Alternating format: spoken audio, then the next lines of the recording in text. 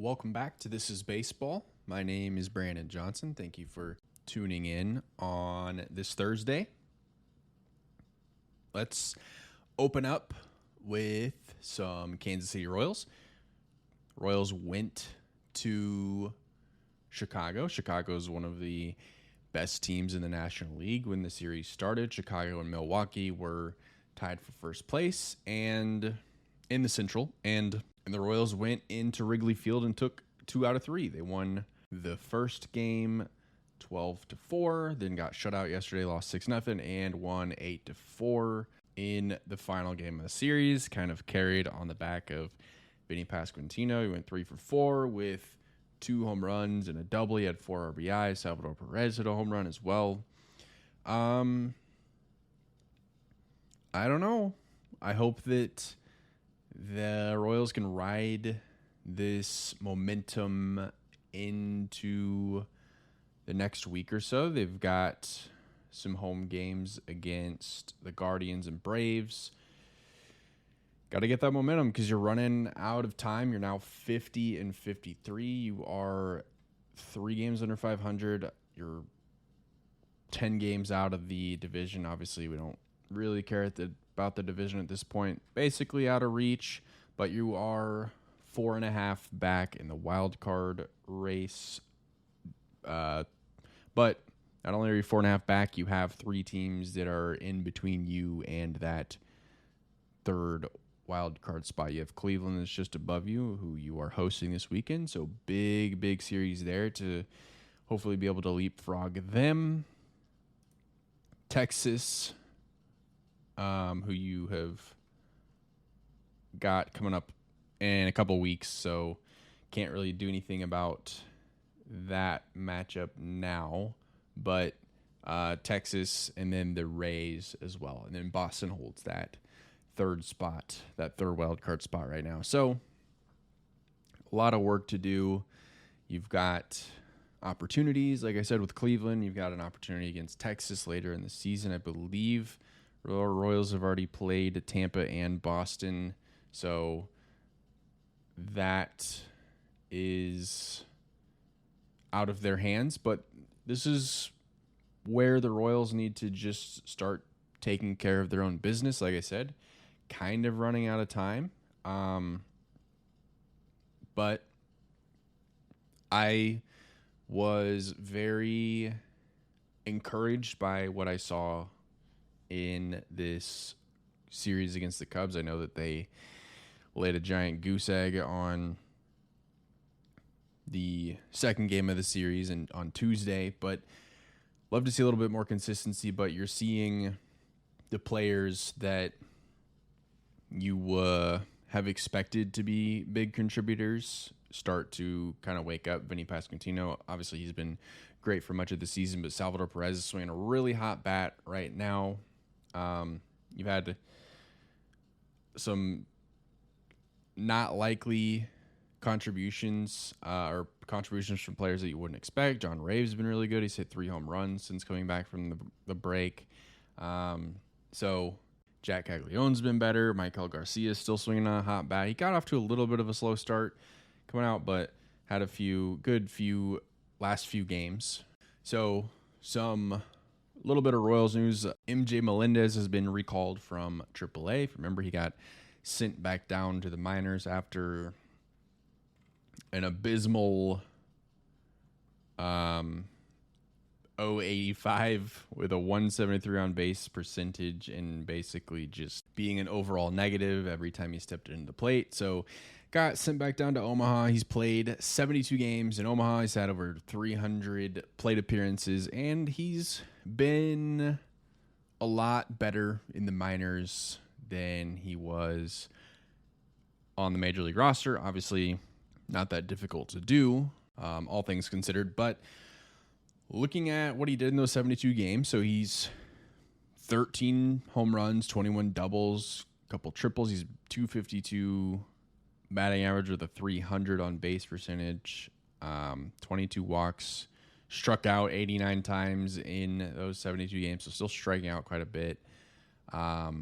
You'd like to see his on base percentage go up a little bit. He's, like I said, he's at 300. You'd like to see that kind of around 320, but obviously very encouraging numbers from MJ Melendez.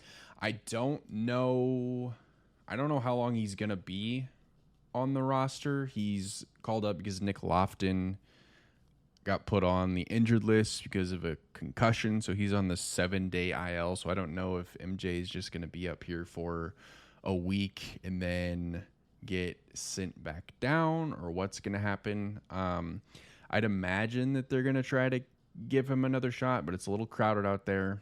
If you bring Nick Lofton back, obviously you have Jack Caglione, Kyle Isbell. John Rave is playing too well to not give him playing time. So we'll obviously see what happens. We'll know a little bit better next week. I don't quite know what the Royals' plans are there, but I honestly hope that MJ Melendez comes up here, gets an opportunity. I'm sure that we'll get to see him this weekend against Cleveland. And I hope that he plays well and is able to find himself back into the lineup. Because we know, at least defensively, he has what it takes to be a Major League Baseball player. It's just the bat that is the issue. Just even going back to last season, MJ Melendez, over 135 games, 206 batting average, 273 on base, and just was largely inconsistent and unimpressive.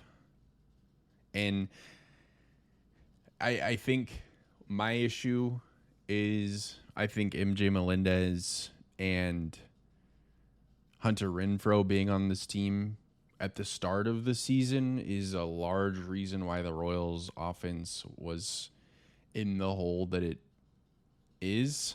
Obviously, both of those players have been gone for months now, and the offense has not improved all that much since their departures. I mean, I've made the argument multiple times that neither of those players, Renfroe or Melendez, should have been on the team.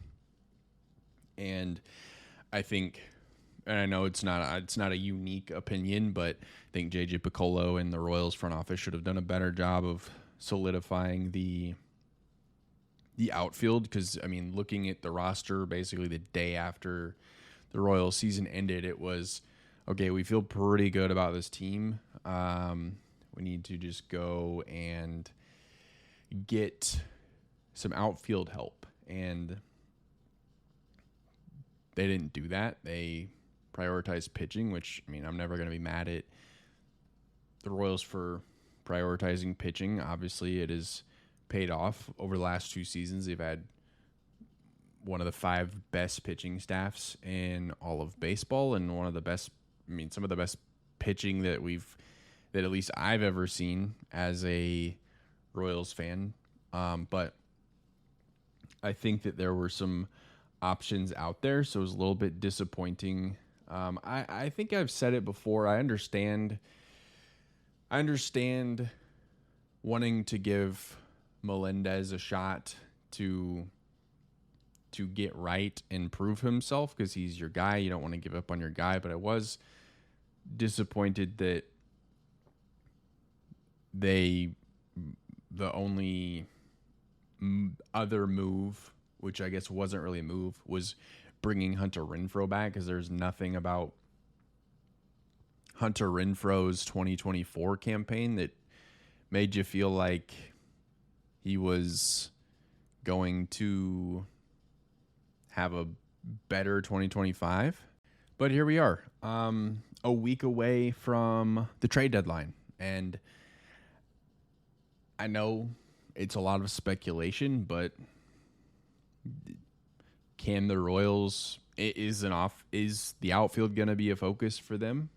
Or are they going to wave the flag on 2025, and are they going to move Seth Lugo? Seth Lugo's name has been getting thrown around, particularly with potentially getting traded to the Cubs. Are they going to send him to the Cubs and get some players from them that can potentially help in next season? I'm actually excited to talk about that. I don't think there's a huge point in speculating on that. I'll just be ready to react to whatever moves the Royals do or don't make post trade deadline. I want to shift and end just talking a little bit about Lucas Giolito, pitcher for the Boston Red Sox, had an opportunity to talk with Rob Manfred, the commissioner of Major League Baseball, about his concerns with sports betting. So obviously, basically every major sports league in North America has gotten into bed with these gambling companies, and they're partnering with them and advertising and marketing and doing all this stuff with the league and the betting companies. And it's obviously been a slippery slope. You've seen players get lifetime bans in multiple leagues. Jonte Porter in the NBA got a lifetime ban for gambling. Calvin Ridley got that suspension in the NFL. There's been multiple MLB players that have gotten suspensions and bans. So kind of walking down a slippery slope with this gambling thing. But that's not really the subject. But Lucas Giolito was talking about how he gets threatened online by random people that you assume put a bet on something regarding a game that Lucas Giolito was pitching in. So Lucas Giolito, after a win where he pitched really well, got a message from somebody on his Twitter that was mad at him because Giolito lost some money because he bet the under on strikeouts, and Lucas Giolito hit the over. So I think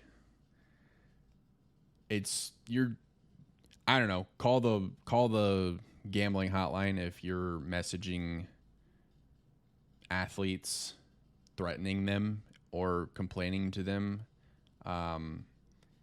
about your bet. I think you need help if that's the road you're going down.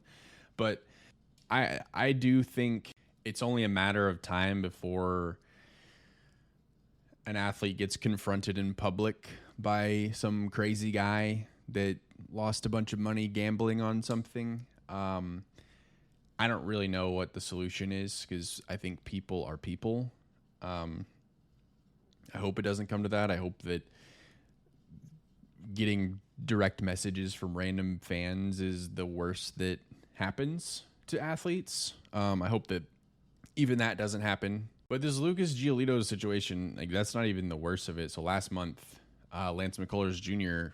and his family were getting death threats from somebody because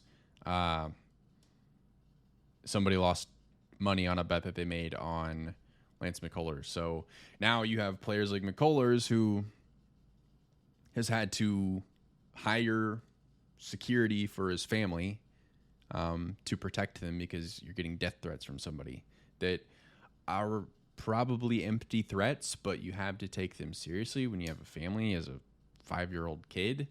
So it's ridiculous. So, like, what are we doing here? And what are we going to do?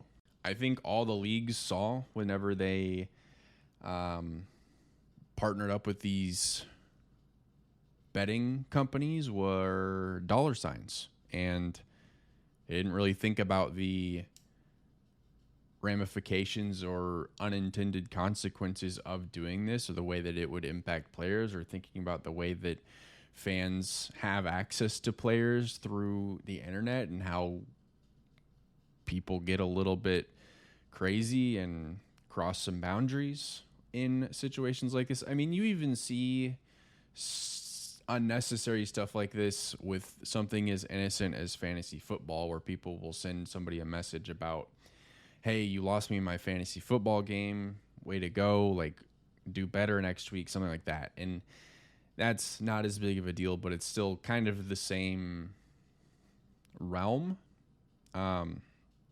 just kind of going on a tangent here at this point, but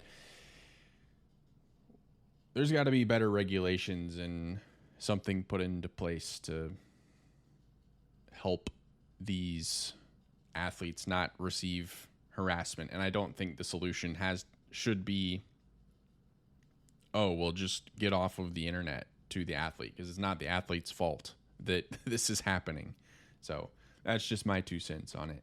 That's all I have this week. Next week, we'll be back.